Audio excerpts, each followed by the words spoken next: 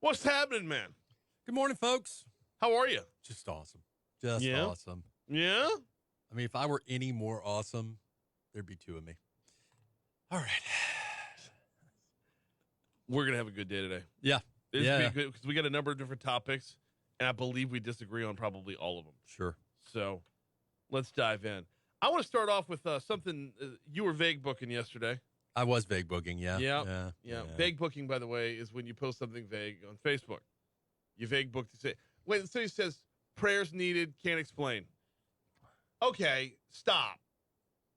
No. You either tell me or you get no prayers unless you tell me. So I'll pray against you. The post was that I told someone from WAFB while being interviewed, because, I get occasionally interviewed, Livingston's going to be Livingston. Yeah. I may have said that out loud, thinking maybe that quote might air. And it did. And, of course, I posted it on social media, which didn't hurt. So, there's some weird stuff. Shocker. There's some weird stuff happening in Livingston Parish right now. Well, tell me all about it. And it doesn't. In this instance, it doesn't deal with methamphetamine. What? So you don't know that. It's true that. So there's a tax on the ballot. Yeah. It's a school tax, right? Yeah. I think it's like a 1 cent sales tax. That's not the story, though. What's the story is it's for the school system, and school board employees or school system employees are in school trucks putting up signs to promote the tax. Right. Which totally runs afoul to the ethics code, the Louisiana ethics code, which governs any and all government employees. Right. Or government officials, government elected people, government appointed people. So, the optics are just not good. Right. And I agree with you on that front. And they were filmed doing it. Right. So regardless of how you feel about the tax, which is to me, a separate and apart issue, is generally speaking, government employees, government entities, government people can't do certain things that non-government entities, non-government people can do because of this ethics code. Let me ask you about the ethics code. Right. Is the ethics code constitutional? It depends on what you mean by constitutional. I mean, what do you mean by is? Well, to what you're getting at is, does a government job allow the government to basically destroy your First Amendment right to free speech? That's pretty much where I'm going here. So we would agree, I think, that a private job can destroy your rights to free speech because you have no rights to free speech in a private job. But a private job is not the government. And that's why this is well, weird. I'm just clarifying that so that we're on the same page. If your job, if Talk 107.3 of Guarantee says no posting on social media, Brian, you have a decision to make, right? And there's no constitutional implications. No, absolutely. But that's posting on social media. This is not. So where it gets murky is campaigning is free speech, right? Correct. In fact, it's the essence of free speech. Right. Of democracy, right? So why do we have a rule that says government employees or government entities, individuals cannot campaign? Well, there's a good reason for that rule, right? Like Jeff Landry's running for, I don't know, say governor, and he gets the full force. He takes his job as AG and puts the full force of that office behind his campaigin for governor, which is entirely inappropriate. If he were to do something like that, that would be entirely inappropriate. On a national or local platform, that would be entirely inappropriate.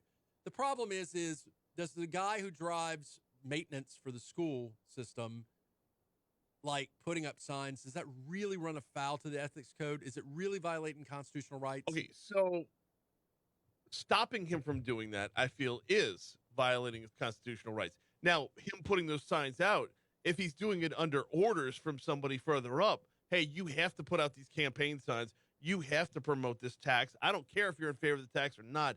Do your job. I think that would be a violation of the ethics code. I think the issue, that's actually the code. No, telling him he would have to. Right. Would be a violation. But here's the misconception. We agree most likely that making him do it while he's working is a problem. Yeah. What about when he's not working? What about when he's at home? Yeah. No. Because he's not allowed to. He couldn't put one of those signs in his yard. He'll suffer what happened the other day, right? Remove the story that Channel 9 did and just say if he's at home and he has a sign in his yard, if he goes out into his own yard and says, I'm in favor of this tax because I support the children in this parish. He's violating the ethics code. Correct. And can be fined. Yeah. For supporting a change in law that would benefit his job. Right. But for standing up for standing up for his First Amendment rights as well, by exercising his free speech to speak out either in favor of or against the government, that is his right. And it's being denied by who? The government. Right. You know what you should do? What? We should get you elected to the legislature. Yeah. Get yourself some votes. Maybe we can change the election. We can make all sorts of crazy. There's too many pictures floating on social media. It's 6:30. We got a break for news. Coming back with more Legally Served next. Bradley writes, using taxpayer money for gas and him being on the clock is my issue. Fair point. Fair point. That's a fair point. Now, the school people said, no, he's not on the clock. Well, he's using his vehicle. Who's paying for that gas? I don't know. So I've been a government employee before. Have you ever been a government employee before? Have you ever worked for an entity? So I have been a paid government employee governed by this code. Okay. I've been a paid government employee working for working and governed by this code. I have been an elected, well, not elected, an appointed official. I've served on state boards, the state public defender board, and I was governed by this. And I had to play by these rules. An unpaid volunteer civic service gig. I had to play by the ethics code. I'm Jeff Palermo, the Talk 107.3 Baton Rouge News. Yes. A bill Yes, filed Keith, we're for the gonna talk April about legislative Landry, talk session about would punish instances fentanyl dealers the same as I love the convicted show. killers. Raleigh State Representative John Stefanski says fentanyl overdose deaths are an epidemic and many victims are unaware of the danger. His bill would severely increase penalties for distributing fentanyl. Stefanski says Louisiana did the same borrowing decades ago and nearly eradicated the drug until those harsh penalties were reduced. Do everything we can to make sure that doesn't happen. Expects bipartisan support for the bill. I'm Kevin Gallagher. Insurance Commissioner Jim Donilon has decided not to. So long setup there. I don't have to get those medicines anymore. But I will tell you, some of the injection medicines that were not necessarily insulin, but for type 2 diabetics were ridiculously expensive. So in this rare instance, I don't think that he's entirely, it hurts me to say this, he's not entirely wrong. He's not wrong. The only reason why I think he's like kind of wrong is because they're already trying to cap insulin prices at a federal level. So it's just it's a Jeff being campaign Jeff. move. Yeah, It's a Jeff campaign being Jeff. move. Like it. I mean, do you? You know, hustle for them votes, but That is actually, here's the thing. As much as I know everybody thinks that I hate Jeff Landry, and I don't hate anybody, but I actually respect the hustle. I respect Jeff Landry's hustle. I mean,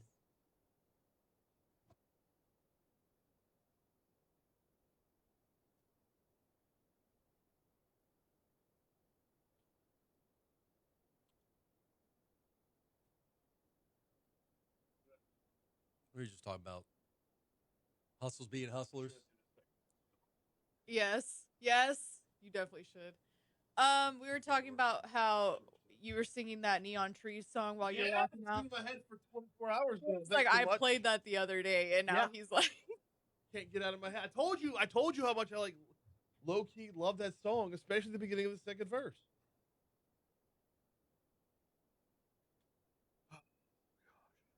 So Bradley, the universities have the monopoly. It's not just LSU.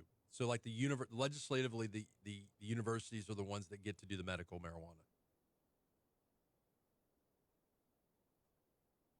I've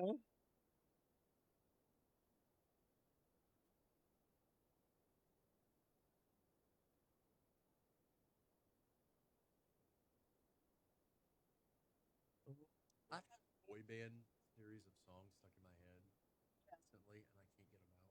like what? Like "Show Me the Reason for Being Lonely," "Backstreet's Back," all right. Backstreet's back, all right. Ding, doo, Like in that time period, Everybody.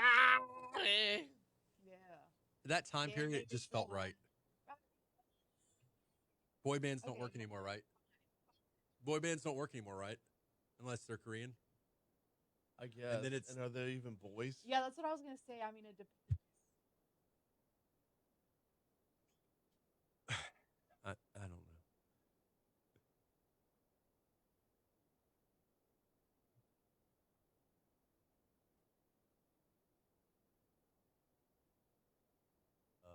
Collision guy. I need to circle back and talk to him. What's his name again? Doug? Doug. I need to circle back and talk to Doug. I got a bid on fixing my car, but I was in trial, so I couldn't. Kill the mics.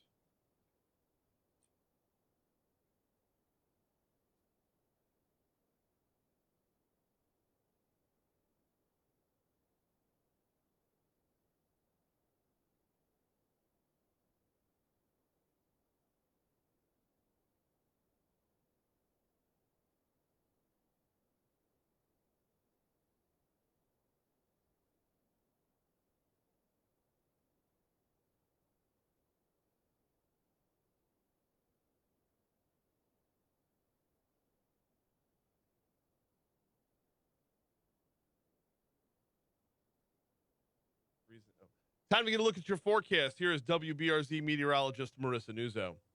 I mean, there's a reason.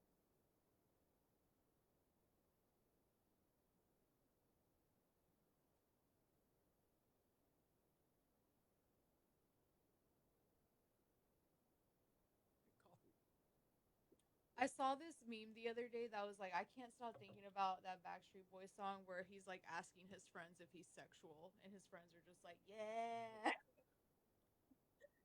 That's the same song, Backstreet's Back. In 2023. Thank you.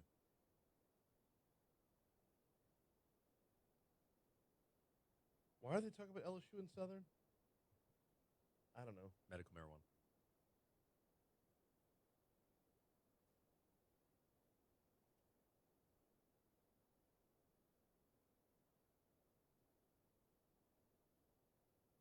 .637 Talk 107.3 FM WBRP. Realizing at this point in Legally Served that we didn't have any choreographed dances prepared for this segment, which would have gone really well right there. I only dance for charity. That's I don't even know her. Legally Served is part of Mornings with Brian Haldane, rolling right along. We're talking about how state workers have to basically sign over their First Amendment rights. Well, didn't they kind of know that going in? See, and that's the thing, though. Does that make it okay? Well, I mean, look. So what other laws can I violate? What other constitutional rights can I violate if we all agree to it up front? First, let's be legally clear. Your First Amendment right is not absolute. The Supreme Court has said it's not absolute. Biden said none of the Constitution is absolute. You can't scream the classic example. Can't scream fire in a movie theater, right? The essence of the First Amendment is to be able to speak out against your government, though. Right. Not lie. In what world, though, by the way, in what world is it okay for you to speak out against your boss? Come on. When your boss is part of the government, you should be allowed to do that. Now, that being said, even if you wanted to have that albatross at work every day because you've got a yard sign for your boss's opponent in your yard, even if you wanted to take that on knowing you were going to be basically a pariah at the workplace, you still can't do that. So I loved when I was subject to the ethics code when I was on the state board and in fact, legislative task force as well. I loved it because I could tell candidates, hey, I can't outwardly support you. I'm sorry. I can't donate you money. Tell candidates that now. Yeah, but it's not the same thing. You can tell but like I don't endorse anybody. There are no candidate endorsements on this show. Because you have your own radio show that you don't endorse anybody? Or is it because you're employed by Guarantee Broadcasting?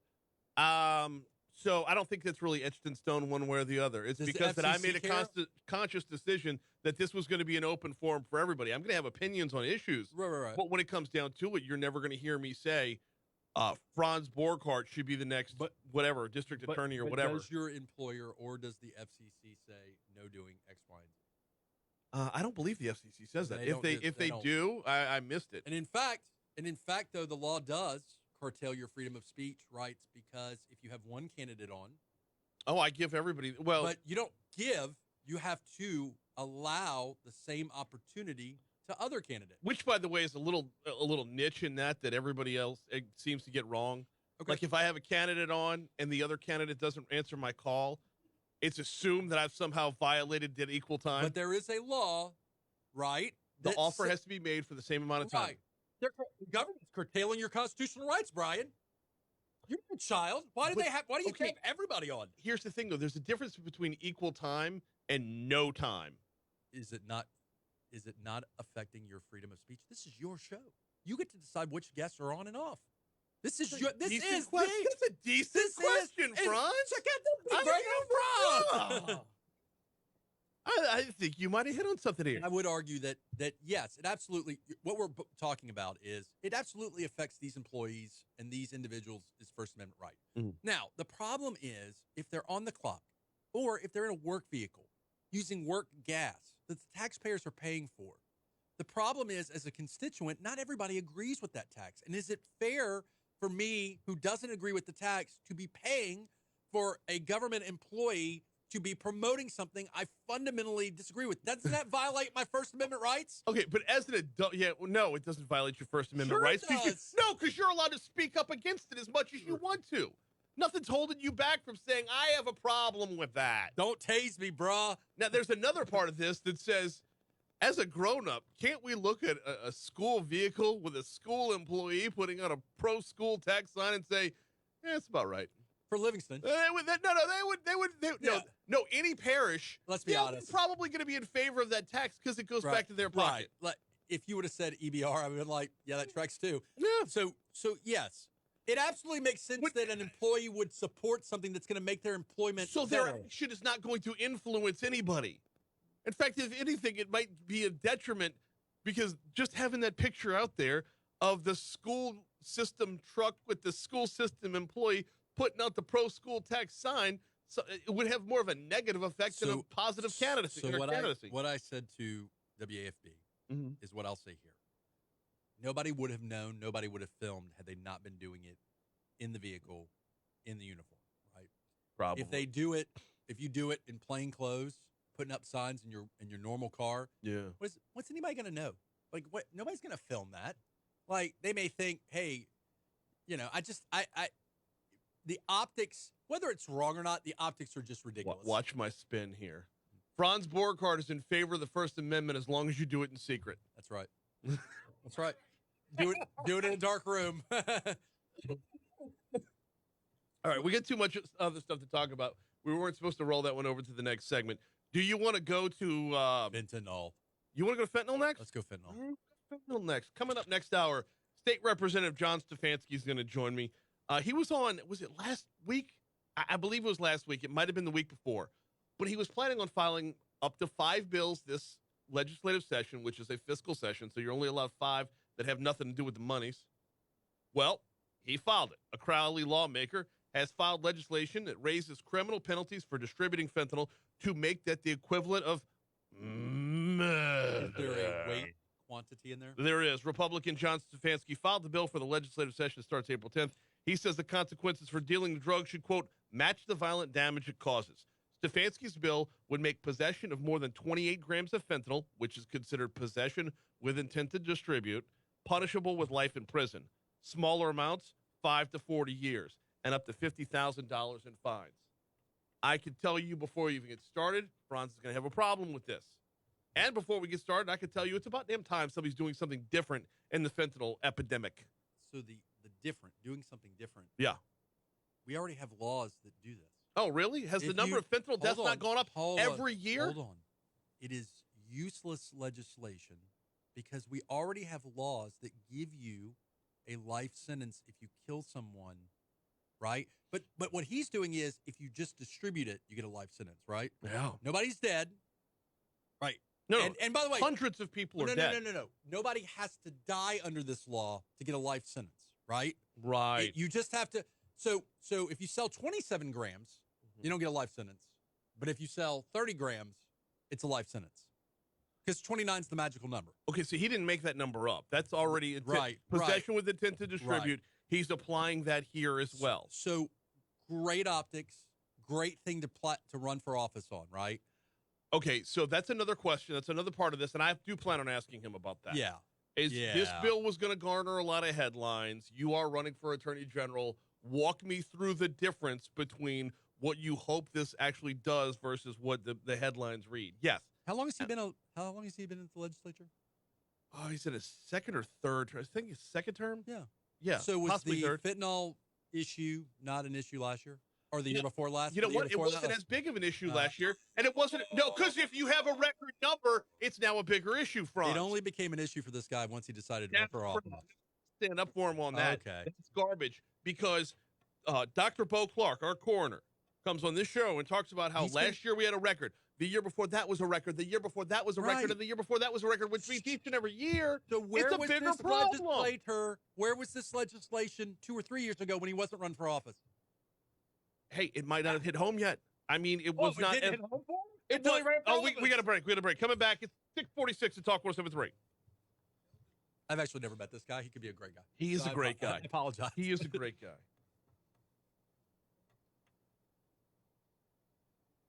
So I don't know. So all joking aside, all hyperbole, to use Brian's term, all hyperbole aside, I don't know if the life sentence for distribution is going to work constitutionally. I don't know if it's going to work. I mean, I think you're going to see, because I think the penalties now are in the 30 to 40-year range for massive quantities of distribution of any narcotic. Mm-hmm. So, I mean, realistically, I think the better way of doing this would be to affect parole and good time credit. That if you get popped doing this, the other side of it is, like, do you see prosecutors going to trial on this for life? Or do you see them pleading down the weights to a lesser, if it were to pass? If it were to pass, what would happen is stories like what's at WBRZ today. Deputies have taken more than 5,000 fentanyl pills and multiple guns off the street after investigating into a drug ring potentially responsible for numerous overdose deaths. It's going to be in top stories and trending as well. It's the number 2 story for the day. And on WBRZ this morning. Do what? I should have come to WBRZ this morning. Pesky WAFB. I bet you it's on WAFB too. No. Pollen. Oh, no, it's there. It's there. Every day. BRZ, AFB, Advocate Daily Report. Advocate, I can't always read the stories. Like I click. And they're long. They get paid by the word. Why say in 5 words what you could say in 4,000? What about Kieran Chawla? Chawla? Unfiltered? Because I don't usually make YouTube part of my repertoire. No, but my question is if I see her stuff, I'll watch it for sure. She's still good. But she doesn't do. Does she do print as well? I gotta ask her. She has her own website. Unfiltered with Kieran is its own website. I usually catch it via YouTube.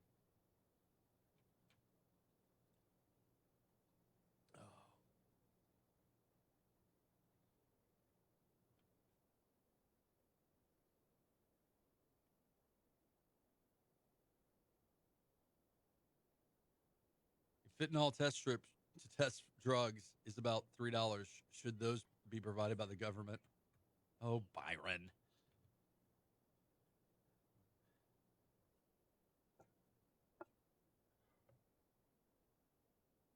Kill the mics for a second. Government taco.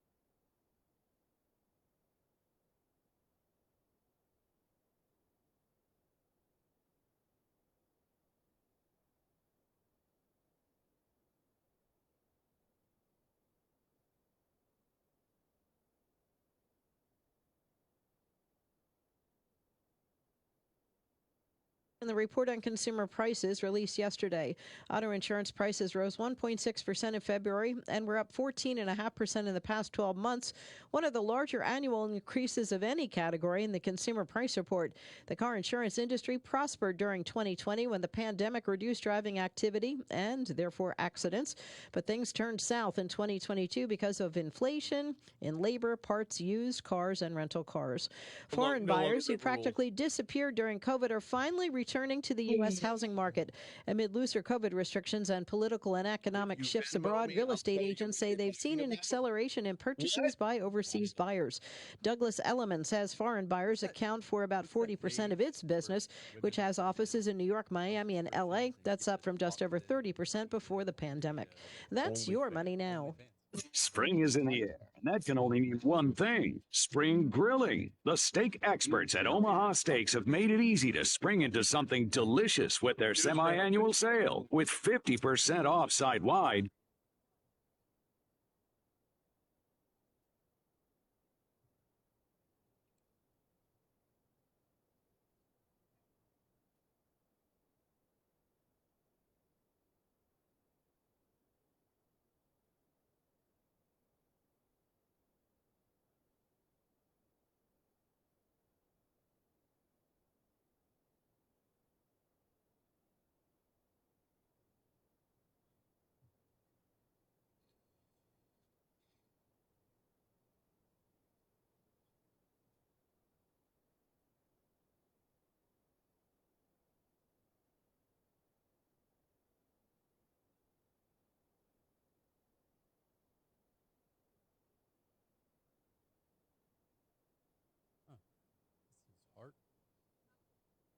Blondie. Blondie. You went from boy bands to Blondie. I like it. Sure, radio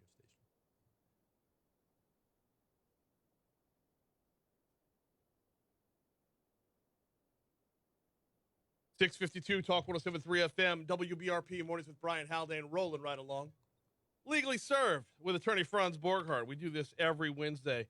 So we're talking about the bill that State Representative John Stefanski has filed that would make possession with the intent to distribute fentanyl a life sentence if convicted. So let me ask you this. Do you think that this life sentence is going to stop a drug dealer from dealing drugs? The second time, sure. What? Okay. Well, I mean, no, I know you're going to look for as a criminal defense attorney, you're going to look for ways around this, and I get it. Yesterday, there was a story at WBRZ from the East Baton Rouge Parish Sheriff's Office where they had a bus that pulled more than 5,000 pressed fentanyl pills off the street. You said this wasn't a story when he wasn't running for AG, but it is a story now. Well, if the number of deaths is not in the state's top 10 for cause of death one year and is in the top 10 for cause of death the next year, it rises in importance. So if something kills 5 people one year and 1,000 the next. I don't have a problem with the legislature addressing this. Mm-hmm. I think it's disingenuous to say that there is simply a coincidence that he waited until when he's running for office. And look, I want our legislature to be tackling things like this. I'm frustrated because I don't think the problem is at the law level. I think the problem is at the enforcement of law level. Problems with the judges? Well, your words, not mine. I'm asking you. Problems with sentences, problem with prosecutions, problem not necessarily with arrests, obviously. But doesn't it lend to it, though? If there's a problem with sentences, life sentence is a higher bargaining point. So we just went through a critical round of justice reform where we acknowledge. And how's that working out for us? Well, that's what I'm getting at is where we just overhauled the entire state law, penalties, all that stuff. What I'm suggesting to you is there are different ways of skinning this apple. A life sentence is impractical. For a non-homicide, non-aggravated rape case, it is impractical. And if you're like, well, this is killing people and a drug dealer who kills somebody should be put away for life, well, then you try them for murder. If I distribute drugs to you and you overdose, you can prosecute me for murder. So we're getting to the legal aspect of this, and this is what I wanted to ask you about with this particular topic is if he were to stay in that lane and try for murder based off of this, as a criminal defense attorney, how quickly could you dispense with that? No, it's a thing now. That is a thing now, is drug dealers who are dealing and there is an overdose death. In our jurisdiction, there's been prosecutions for that, and they have been convicted under felony murder doctrine to life sentences.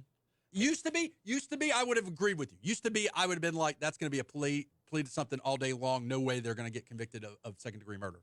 Now it's a thing.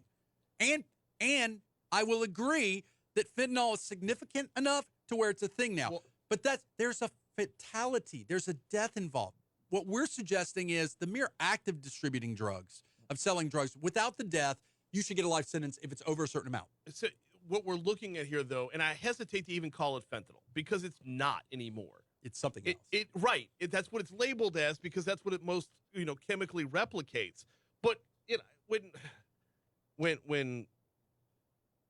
we were having James and Christy's all hooked up to the machine and the anesthesiologist is pumping different things through her and whatnot, fentanyl was one of the things listed. This that's on the streets is not that. Fentanyl is legitimately prescribed within a hospital. The stuff that's on the streets is just straight up poison. And if you're distributing poison, you're distributing death. So we have this Breaking Bad image that the drugs are like the best of the best drugs because Walter. That's not what's going on, right? No. Right.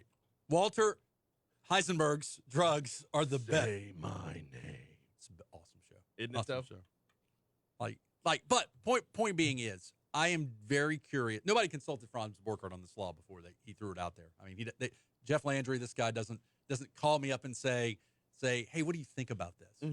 I'm suspecting he didn't go to the Law Institute either to talk about this. I'm curious to see what happens. Do you think this passes? Oh, yeah. I do. Not in its current form. Right. But I think, like a lot of good legislation, it starts off by throwing an elbow. It starts off by overreaching a little bit. This will run through committee not once but twice. This will be on the floor not once but twice, and it will be refined. And they say what's the old line? A camel is a thoroughbred that went through committee. I love it. You're never going to get something with the same level of teeth on the back end that you started on the front end. You're never going to get something with the same level of speed or power, but you're going to get something that has everybody else's ideas tacked onto it. So, no, I don't think it comes out of the legislature in its current form. But if year after year after year, the opioid epidemic continues to worsen, and you have to be afraid of putting forth legislation because you're running for another office, then we're never going to get anywhere. It's just, I would have felt a lot better about this guy, and I have never met him. I take your word for it that he's a good guy. I would have felt a lot better about this had he not immediately be running for office for AG. And this is kind of in line with and so he should be afraid to put forth good legislation because of the job he wants. I think putting forth the legislation is attached to the job he wants, and I think the reason we're seeing this legislation is because of the job he wants. That being said, maybe he'll do some good. Maybe it'll pass and it'll do some good. That being said, you should tune in at 7:15 when State Representative John Stefanski is right here on the show. It's like you had me on here right before you had this guy on there. I had a stack of things I wanted to talk about today. And this was just one of them that you had noticed as well, by the way. Don't pretend like you didn't have your teeth in this one, too. We're not going to have time to talk about Jeff Landry suing insulin manufacturers. Do you have a quick take on if that's going to go anywhere? I will say this. Yes, it's going to go. I thought the sigh was going to be the whole. Yeah, I will say this. It's going to go somewhere because of what our colleague Alondra has already stated. This is already an issue, and so I think he's hitching his horse to a wagon that already has momentum, and it will work out nicely for him. There are 4 or 5 other states that are already suing manufacturers, so he's not writing in. Well, he's not really, drawing up the blueprints. They're already there for him. Yep. He's attorney Franz Borchardt. We do legally served at this time every Wednesday. We always appreciate the time, brother. We got a break for news. We'll come back. Hour 2 is next. We'll have top stories and trending. We'll have John Stefanski. We'll have Garrett Graves. That's all coming your way right after ABC News.